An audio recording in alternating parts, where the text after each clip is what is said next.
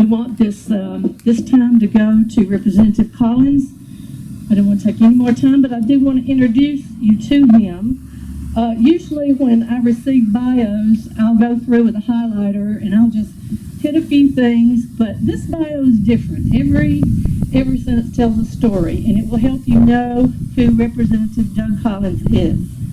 He grew up in Hall County, where he learned about public service from his dad, who was a Georgia State Trooper, and his mom was a care provider to local senior citizens. Doug has proudly represented Northeast Georgia in the U.S. House of Representatives since 2013. In 2018, his colleagues elected him to serve as ranking member of the U.S.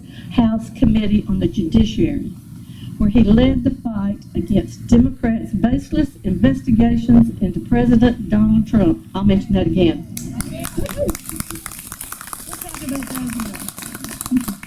Prior to his service as a U.S. representative, Doug was elected to represent District 27 in Georgia's House of Representatives in 2006. During this time in the state legislature, Doug led House Republicans as the governor's floor leader, spearheading efforts to secure programs such as Georgia's Hope Scholarship for future generations. In addition to his service as a pastor and representative, Doug has also ministered as an Air Force Reserve chaplain since 2002. Stationed at Ballard Air Force Base, he served a combat tour in Iraq in 2008. Doug graduated from North Hall High School.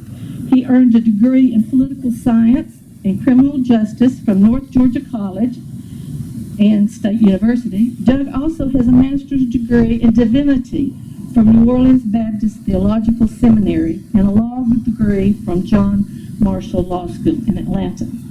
Doug has been married to Lisa, who's a fifth grade teacher, for over 30 years. Doug and Lisa have operated small businesses ranging from a scrapbook store to the law firm of Collins and Sider, LLC. Okay.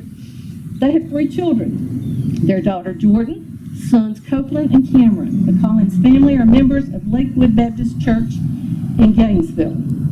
Now back to D.C. During the U.S. House committee hearings concerning impeachment, Representative Collins was the first House Republican to speak during that historic debate against President Donald Trump. He was a fierce defender. As ranking member of the House Judiciary Committee, he slammed Democrats for planning an impeachment of just any kind since day one of Trump's presidency. The only thing left in their plan was to find a date and time on the calendar to suit their mission.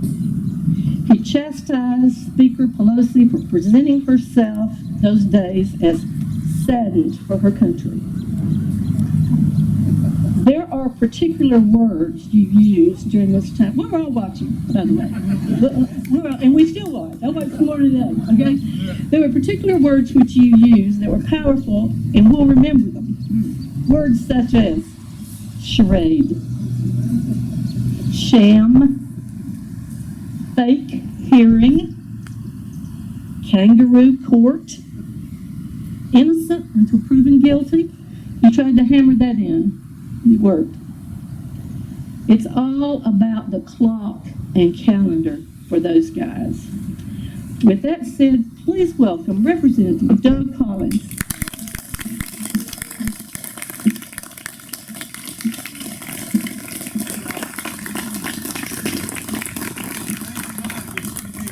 One of the things I don't do as an old Baptist preacher, I don't stand behind the pulpit. So we're going to walk around and talk a little bit. I'm just glad to be here tonight. It's good to see that you would come out tonight, especially in the hint of rain and everybody around. But I just want to say thanks.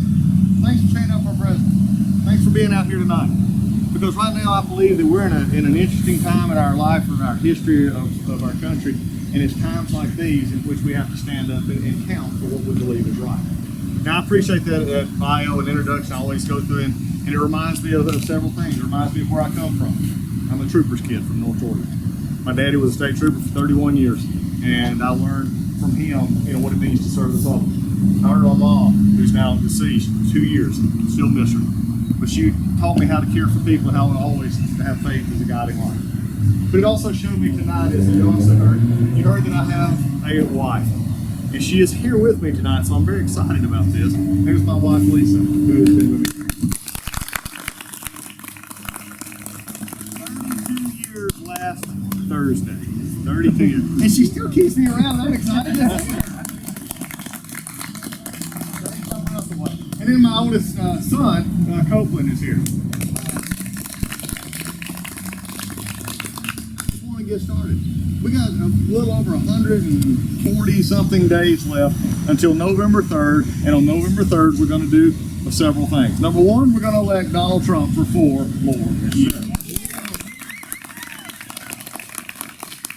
two, on the other side, we're going to elect David Perdue back to the Senate, keep the Republicans in office, and we're going to elect Doug Collins as the other. Here, one of the things that I want you to understand is I believe that right now is the critical time, and you need a fighter, someone who's fought for you, someone who's fought for the values that you fought for, of coming around this country, and also in the state of Georgia. The state of Georgia is changing, and it's changing not in bad ways, it's just growing. It's just more opportunity. I'm one of those actual conservatives who believes that we have the best message at the best time, at the right time, for the right place. Why? Because we believe in people. It's the conservative that believes in people. It's not the liberal who believes that government is the answer. How many of you think government is the answer? Thank you. Could you grow a little heavier? I'm a Baptist preacher. Help me out here, okay? Is government the right answer? No! When you look at it, it's a value in the people. It is Republicans, it's conservatives who believes that every individual has the right to self-worth granted by God, not government. And when we understand that, then that opens up opportunities for work, and opportunities for health, and opportunities for people to take pride in an ethic that is not forgotten in this country. And that is what has made us, an independent streak that has made Americans who we are. The shining light on the hill is Reagan 1 Why? Because when we believe in people, we take the right policies and we attach those to people, then we win voters and we win people to our side. I do not want to see a time in which we, as conservatives, sit back and allow the other side to frame the narrative. We don't need to do this. People have asked me, Doug, why are you running this? Because I believe that there are certain things worth fighting for. You may hear me say this more than once, but I'm running for 3 reasons. One of them standing here tonight. The other 2 is Jordan and Cameron and Copeland. They're my 3 kids. Now they're 28, 24, and 21, but they have been with me in my passion to run all along, because at the end of the day, I won't be here. At the end of the day, I'm not going to be I'll pass on, I'll retire, I'll get to do what my wife got to do after 30 and a half years of teaching just a few weeks ago, is retire. I don't know when that'll actually happen, but I'll get to it. So the question is, what's going to be there for them? What's going to be there for your nieces, your nephews? Because they represent all your sons and daughters and nieces and nephews who are out there right now getting ready to start the journey that many of us are in the middle of right now. And we're going to do that. It's going to have to take someone who's willing to go and take the hard issues, take the issues of our financial status, take the issues of our current society, and back up what is going on, I believe, with this president, is he has fought for us the entire time. And we have had, as I told him, I said, Mr. President, when we go through this, and we talked about it, as soon as the Democrats got control of the House, we knew what they were going to do. Okay, it became the opposite. We're going to investigate, and then investigate some more. And when we're going to investigate, we're going to investigate again. God forbid we actually pass anything that means something to anybody, but that's what we're going to do. So as we look at it and go forward, we said we're going to fight. And then when it came to the impeachment, remember Mueller? Remember the Mueller? Wow, we took care of that. And it just showed exactly what we thought. There was no collusion. There was no obstruction. We knew that from the fact we fought against that, and that's one of the things that we had. So all of a sudden, then they take a phone call.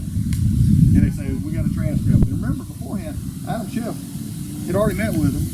For 18 days, kept it quiet between the phone call and the actual complaint. And then by then, they said, maybe we have something that they didn't expect was a transcript to be released.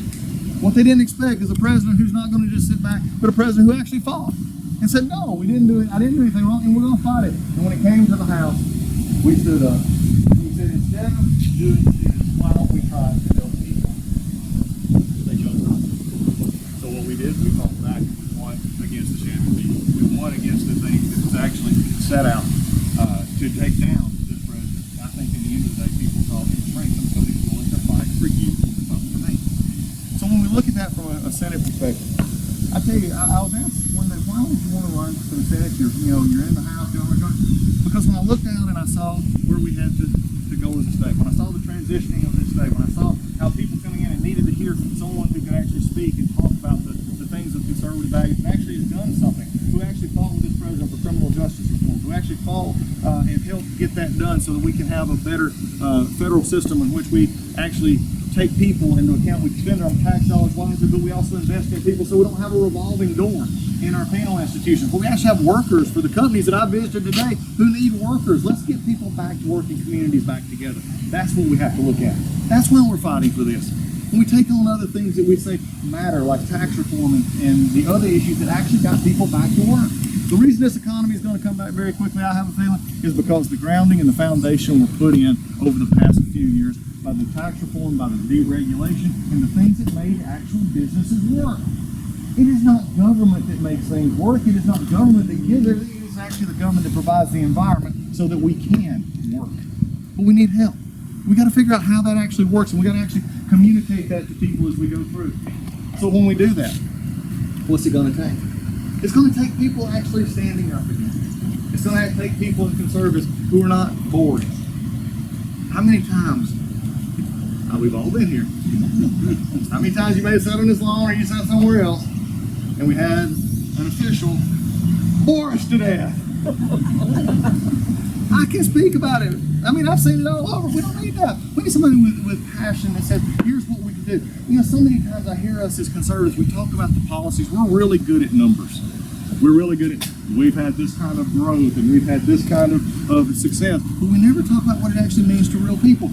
So many times we talk about how great the economy and the stock market is doing from the tax reform plan, which is all true.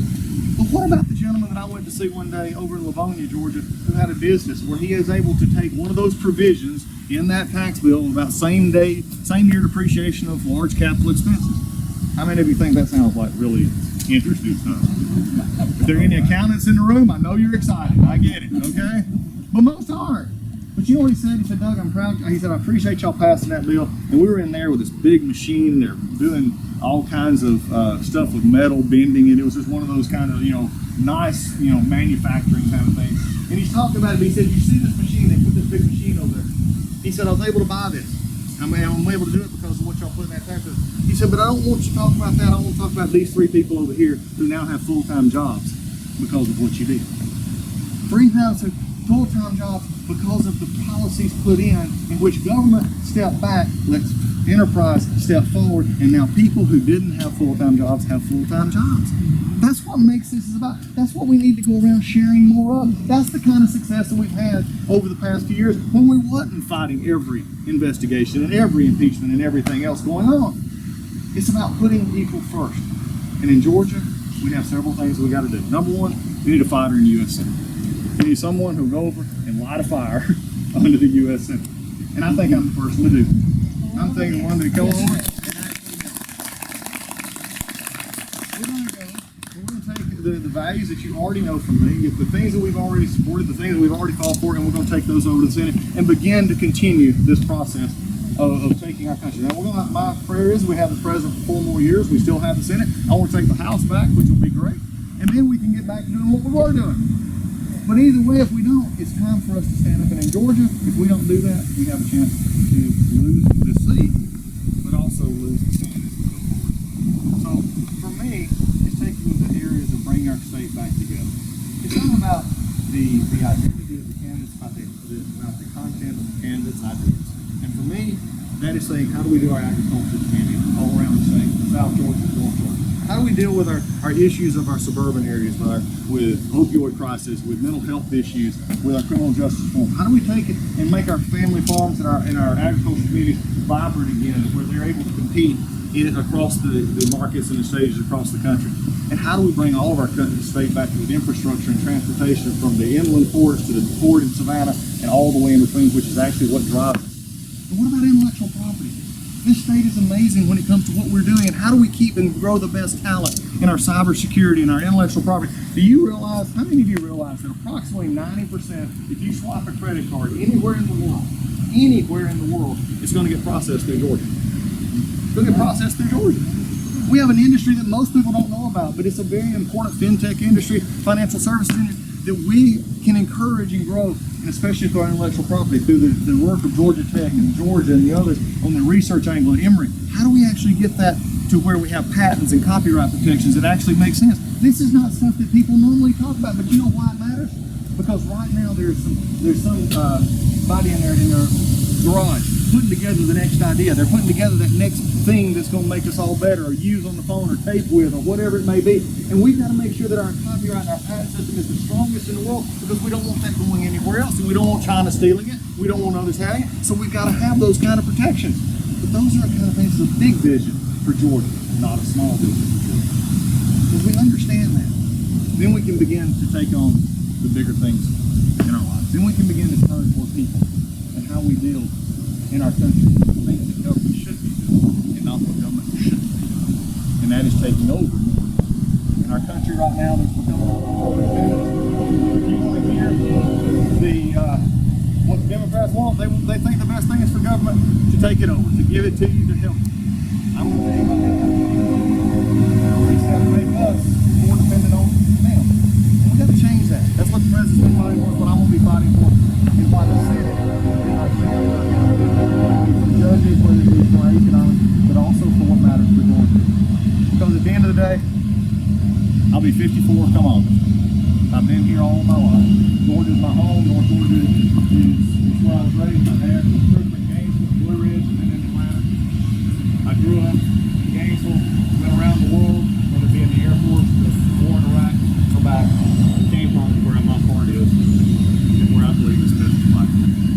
I'm not going to give up this state, and I'm not going to sit back and take the chance of losing it because we don't have the proper candidate to go against the Democrats after November in a runoff.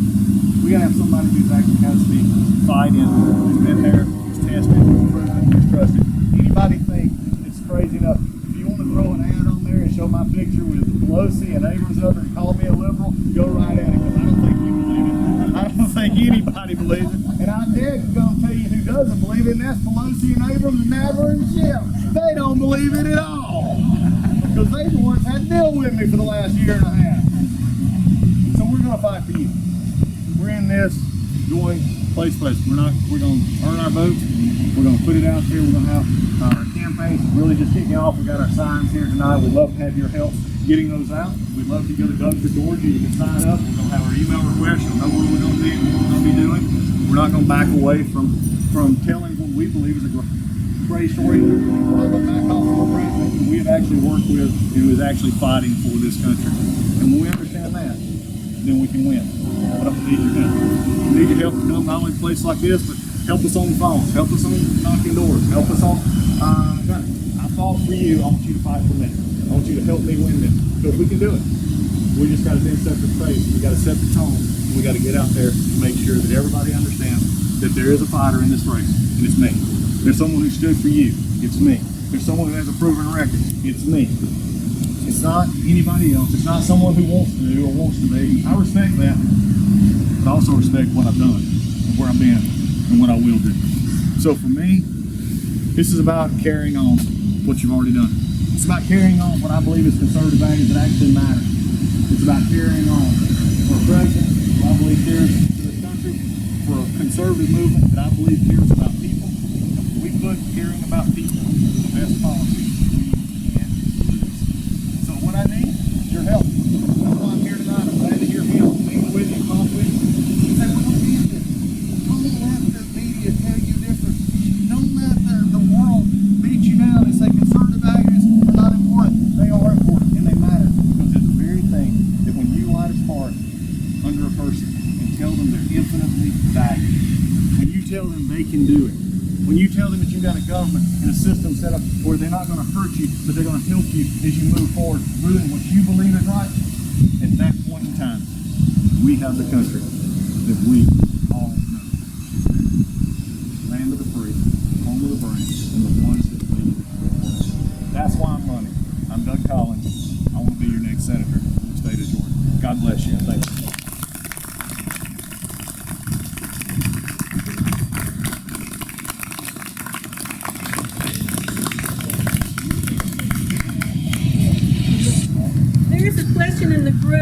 us are wondering, why is your race in November and Yeah. not in August? Okay. Okay?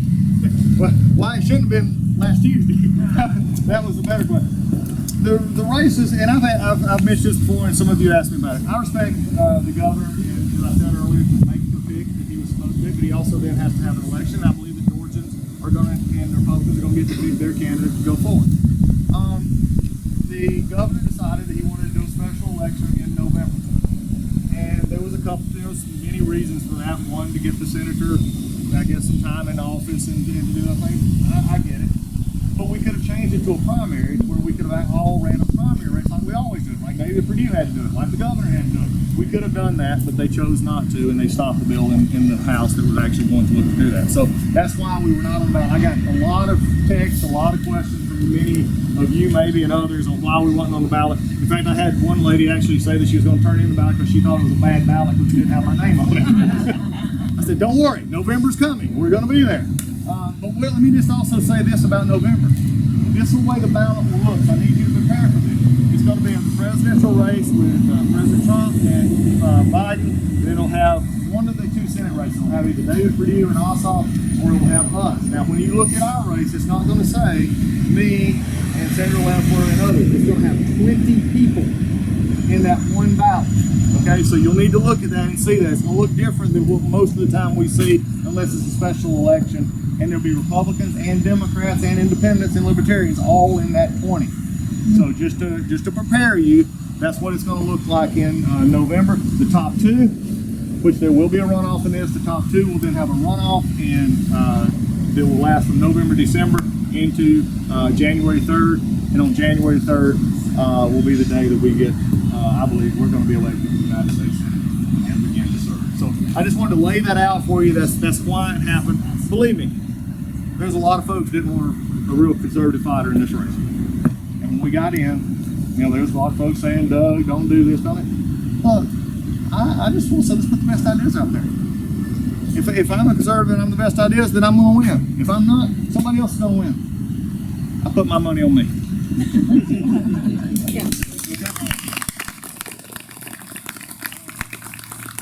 A few questions, and we got, There's a runoff. Can it be a Democrat and a Republican, or two Republicans, or what? Conceivably, statistically, there's ways to sort of figure everything. Historically, the 99.9% will be a Republican and a Democrat. Okay, because at the end of the day, you get on a ballot like that, Republicans are going to vote for Republicans, Democrats are going to vote for Democrats, Libertarians will vote for Libertarians. And when you have 20 people in there, you only have so many votes. Okay, and in Georgia, you have to have 50 plus 1. So right now, that's the issue. Also, the polls have also shown that I'm the only Republican that can beat the Democrats in this race. And so, we can, but it probably won't. For 24 years, I worked as patient advocate in the medical field. And the first 2 weeks of working, I figured out the ones who yelled the loudest got what they wanted. That's what I really appreciate with you. You're smart, you're bold, and you don't let up. And that's what we've got to have. That's what we've got to have. One person in this world that can calm that down and make me not be involved, and she's standing right there. Yeah, that's it. I tell you who doesn't like it, Jerry Handler. We don't like you. So I think, look, we got a lot of issues. We're gonna, 5 minutes, but I want to encourage you. And as we go through this, time here, we got runoff still going on. We got the November is organizing. I've told this to a lot of people. I'll say it again. Your conservative beliefs do not believe that just because you're in Georgia, everything's going to be okay. That's what happens when we stop doing what we do, and we stop not being tenacious. Then the other side will have a chance. And look, they're going to be out working hard. They're going to be out knocking on doors. Democrats right now are knocking on doors in Atlanta. They're knocking on doors everywhere else. And I'll give them credit for outworking. I think their ideas are wrong, and that they're wrong for getting to the wrong things, but I admire that they're out there doing it. Where's us? That's the thing that we're going to have is starting now, making phone calls, going to people, new people that you don't know, not just the ones you know. It's about like in the choir here. Okay? Except for maybe some of it, they might not be here, but we're sort of a conservative choir here. And I'm an old Baptist preacher. Most of the time you see this on you. And some of you are thinking about that now. Yeah, you're in Baptist church singing the choir. Okay? But what are we doing to those who don't come to our meeting? What are we doing to those who don't hear what we're talking about and how this actually can help? We've got to make sure that we get out and do it. And one of the things I don't want to have happen is I don't want us on November the 4th that we say this right here. I wish I had. On November 4th, no matter what it says, I don't want you to say, I wish I had took one more calling sign and got it out so somebody could hit. Or I wish I had made one more phone call. Or I wish I had told somebody else what the president has done good, why he needs to be elected. I don't want November 4th to come and we say, I wish I had, and we look like Brooklyn in 2016 with tears. We're going to be smiling again. And they're going to be the ones who are saying, maybe next time. Because we've got to work. But if we don't work, if we don't get out, we don't do it, we don't leave it all out there, then don't complain about the outcome. Because that's where it's got to fight. We know we have the best ideas, but not everybody knows them. Not everybody knows where we have and how they can work. So the question is right now, just in your mind, are there 5 people that you can tell? There are 5 people that you know right now that say, I don't do politics or I don't do those things. But you can say, here's what matters. Do you like having an economy that's good where you can have a job? Do you like being able? What I have found is most people are not concerned about Washington, D.C. Hear me out. They're not. They may see it on Fox, they may see it on MSNBC, they may see it everywhere. But when they do, they turn it off, and then they're worried about several things. They're worried about, does my family have an income coming in? Are we going to be able to get our kids through school? Are we going to be able to do the things that we want to do? Are we going to go on a vacation this year? Are we going to do those kind of things like that? They worry about, guess what? Themselves. And the best way we can go out and tell them that is how we can put in place things that make our economy strong, our nation stronger, and our world presence with our military the best in the world. Believe me, as a military, as someone who's still in the military, do you think I'm going to let the Georgia military down? No. You think I'm going to let our veterans down who call my office? One of the greatest tragedies in the world is a veteran who has to call my office in Congress to get help from the VA. That's got to stop. They shouldn't have to call me to get help for something that they deserve. We got to continue this fight with the president on making sure the VA is accountable and responsible so that we can actually make sure that those who have the benefits get the benefits they deserve. But it takes us going out and it takes us doing these things as we go forward. So with that, that's what I'm fighting for. That's what I want you. How many of you got friends who live in other parts of the state? Okay. How many of you gonna make a phone call and say, hey, I saw this crazy guy 6'4" up there named Doug Collins. He came up here and you need to vote for him. Because I need to come and do things that all they're saying. We're willing to go. That's my truck and we'll get in it and we'll go see everywhere we can. But I need your help tonight. So if you signed up on the sheet here, we're going to be in contact with you. But anything you can do, simple things. It doesn't have to be a lot. You don't have to speak in front of crowds. You don't have to go, do those things. But can you make 5 phone calls? Can you take a sign? Find the ways that we can help. And also, not just Doug Collins. Find, David P's got to be reelected too. We got to win for this president. Put the president back in office. These are the kind of things that we have to do. But we got to do it, and it's got to start on the front porches of a lot of homes in Georgia. And I'm a good Georgia boy. We're going to find it out as we go. So again, I tell you what, any questions? I'll be mingling around here. Let's have some time together. I just got a question. Do you have somebody organizing this area, this district, us? Is there a headquarters? What? We do. We have a headquarters right now in Atlanta. The virus actually sort of slowed us down a little bit. And also, frankly, because we wasn't on the primary ballot, we just decided I don't have money to burn. I actually have to use ours wisely, and so we just waited till after the thing. So we've been working, we've been organizing, we got our signs, we got everything else. But Matt, where you at, bud? All right, everybody right here. Matt works our field direction. Matt is going to be heading up. We got people in each county, and we need to know what you can do and how you can do it. Matt will be heading that up. Charlie travels with me, so you'll see Charlie around when we come. And Copeland is helping out as well, making that happen. Copeland is the veteran of a few campaigns himself. Pretty like the first few weeks before a vacation Bible school in Kansas. That's it, yeah. I love somebody bringing up Bible school. Old cookies and sell Kool-Aid. I love it. I grew up doing that all day. But yeah, field wafers, I love it. Yes. Is there somebody in the wings waiting to take your place in Congress? Yeah, we got 2 right now in the runoff over there. Andrew Clyde, who I actually worked with to help him fight the IRS. We got a bill named after him, and then there's Matt Gertler doing a runoff in my side over there. So yeah, I got it out. Yeah. I know there's a lot of important issues out there right now. We're all fully aware of those things. But if you are elected to the Senate, can you list your top 5 or top 3 priorities that you would focus on once you got there? Very similar to what I've done already in the House. Number one is what are the priorities we have there. Number one is, again, it's sort of an extra. I'm going to take this one out and put it over here. Any attacks on taking this president down or anything else is going to be fought hard. So that's just a given. But how do we do the first part? Number one is we've got to look at our budget system and actually do a actual appropriation of the spending bills that should be done, so that we're actually not wasting money, we're spending money properly, and we get our fiscal house in order. That's the first step. Number two, very local back to the state of Georgia, economic development at home. The things that I've been working on is broadband expansion. We've got to actually look at how we do our broadband. If anything, the virus has actually shown the areas in which we've had trouble with the internet and studying from home, working from home, teleconference from home.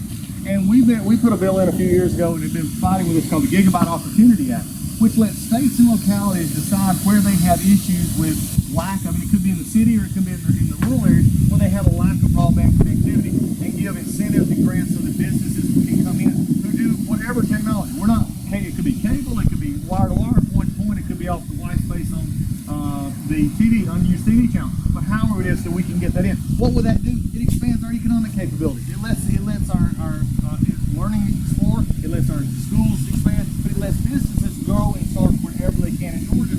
So for counties that are more rural, where you're losing kids when they get out of school to go other places for jobs, you can begin to develop those jobs there. The other thing that we got to do is focus on our infrastructure and our commitment to from our ag community and also from our urban and suburban areas, our transportation sector. Georgia is a place where people love to come because they can go and they can explore, but we've got to have the trading partner with our port in Savannah, the interconnectivity of rail and roads, but also our tourism industry that people want to come in and be a part of. So for me, it's really taking on the other issue that I have is the water issue, which is big in Georgia as we've gone forward, and that's dealing with the waterway. It's something I've been fighting now for 14 years, understanding the value of our resources in North Georgia, South Georgia, and not having those from Alabama and Florida taken away from us. So you got to have somebody that understands that. I've been doing that. So these are the kind of things that we'll continue in doing. But there's another special part. I want to talk more about how we can also work from a federal level to help our states in areas of mental health.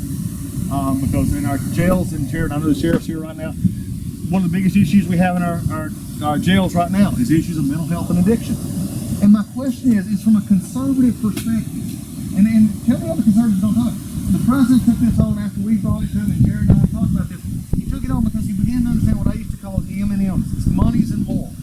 For a conservative, we want to spend money properly. That means that for people who need to go and are bad, they need to go to jail and they need to pay for what they've done. But also the question is for those who are there, when they're there, do we just hold them, or especially in our federal system, or do we actually give them the ability to earn the chance? They don't get it for free, but they earn the chance to learn a skill, to overcome addiction, or to handle their mental health condition. So when they come out, we're not sending them right back in to money and moral issues. So those are the kind of things that I believe we expand the base. We bring more people in to understand that the government actually affects them and not just the policies of Washington, D.C. Right? About illegal immigration. These stop. Absolutely. Yeah, and I think, and that's where, until we have two areas, you got to get the border secure, and when you have the border secure, and this president has done a good job for a wall and everything, and then we need to take on our legal immigration system. Here's the problem, that most of the people here come with a piece of paper the federal government says, here's a visa, they come, and then they overstay the visa. We know they're here. But yet, that's the problem of entry and border across, because we have the best country in the world. So we've got to actually take on those head on and make sure that we not only have a secure border, but we have a legal immigration system that works. And it works for our jobs in Dalton as much as it works for jobs in by day. These are the things that we got to work for, and it works for us as American citizens so that we can have the country that we need. So it's simple. But the thing about it is, it doesn't need to be politicized like basically the Democrats have done. I've had to file for this year, so we go for it. Yes? On that topic of legal immigration, what's your stance on the H-1B visa program? The H-1B, the issue that we have here is we've got to make sure that we protect, number one, our American economy. And for the H-1Bs, then you got H-2As and H-2Bs as well. The legal immigration side, especially those who come and go, we got to strengthen because we need those workers. The H-1B side is a little bit different issue. We need to make sure that we have the extension on the workers that we need, but find out ways that we can actually not cut into what we're actually doing.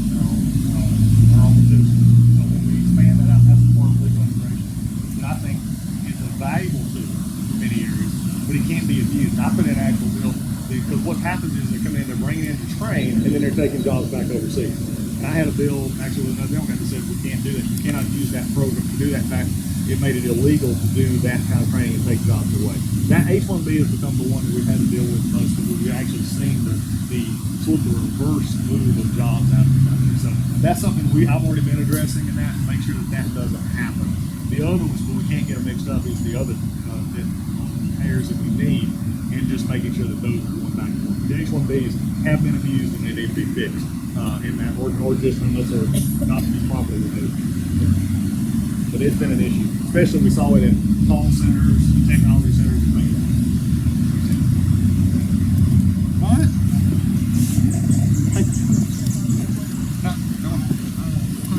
First off, I'm a big fan, and I look up to you. I'm actually in seminary right now for becoming a chaplain in the Air Force. How's that?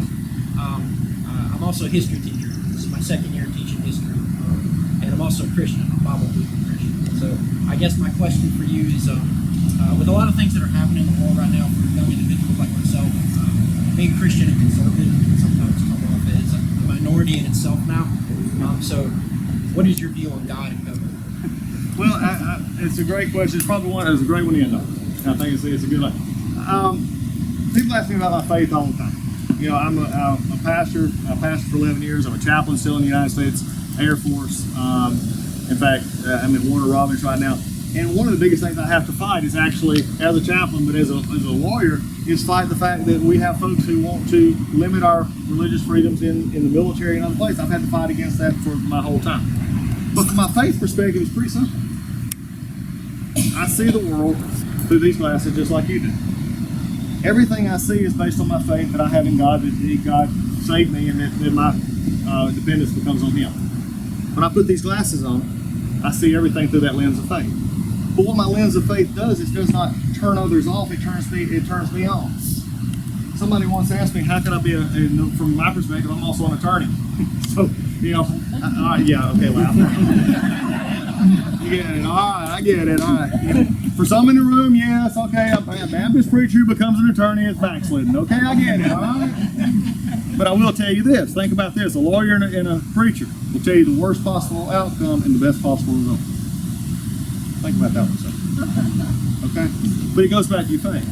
It's how you see things, and it actually opens my faith. Because I believe in people. If God's in from what it matters, from criminal justice reform to people who disagree with me vehemently on issues, I see them, I try to, as from a lens of faith. And say, you are valuable, but not because I say you're valuable or you say you're valuable, it's because I believe inherently God made you with the inherent value of what He gives. And so for me, it's not really any coalition or pulling apart of faith and service. In fact, it's what we're supposed to be, is about faith and service. And that's an easy way to look at it, because when you actually just get out and genuinely care about people, you genuinely love people, even people who disagree with you. You know, the greatest thing in the world is the First Amendment. The First Amendment was not here for stuff you like. Get over that. If the First Amendment was for speech you like, you don't need the First Amendment. So some people are going to say stuff that you disagree with vehemently. You know what you do? You try to convince them. You take your faith, you live it out. You say, here's why I think you're wrong. And we've all said art. Debating and convincing is what we do. So for me, I hope I've spent some time tonight convincing you I need to be your next senator from the state of Georgia. Okay? I'll take on the tough issues as we go forward. But it's going to have the help that we have tonight. So again, I'll be around here for a little bit before we have to get back out. We're headed to South Georgia with the Collins train as we go. Oh, we got one more question. There, I see it.